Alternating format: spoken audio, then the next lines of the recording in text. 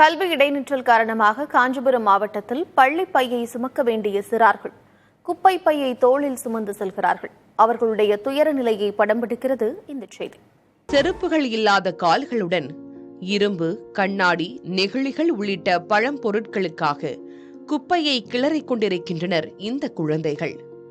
காஞ்சிபுரம் மாநகராட்சிக்குட்பட்ட நத்தப்பேட்டை பகுதியில் இந்த சிறார்களை அடிக்கடி பார்க்க முடிகிறது.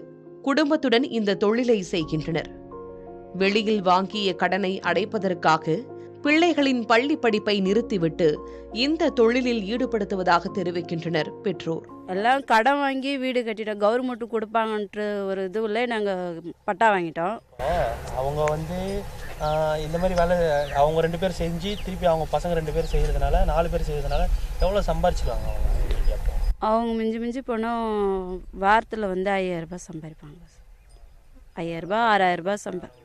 இது போன்ற வேலைகள் செய்யும் குழந்தைகளின் பெற்றோர்களிடம் பள்ளி கல்வி நிர்வாகத்துறை அதிகாரிகள் பேச்சுவார்த்தை நடத்தி அவர்களின் கல்வியை தொடர நடவடிக்கை எடுக்க வேண்டும் என்பதே அப்பகுதி மக்களின் எதிர்பார்ப்பாக இருக்கிறது. இதுகுறித்து காஞ்சிபுரம் மாவட்ட முதன்மை கல்வி அலுவலர் வெற்றிச்செல்வியை தொடர்பு கொண்டு கேட்டதற்கு சம்பந்தப்பட்ட இடத்திற்கு உடனடியாக அதிகாரிகளை அனுப்பி நடவடிக்கை எடுப்பதாக உறுதியளித்தார். புதிய தலைமுறைக்காக ஒளிப்பதிவாளர் லோகநாதனுடன் செய்தியாளர் இஸ்மாயில்.